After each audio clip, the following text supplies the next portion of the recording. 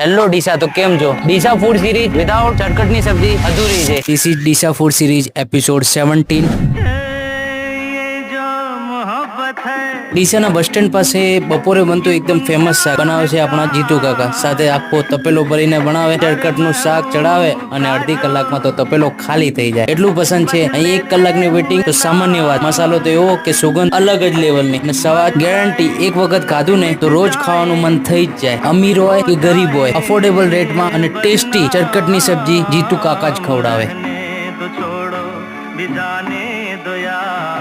हम ना करेंगे प्यार, रहने तो छोड़ो भी जाने दो यार, हम ना करेंगे प्यार.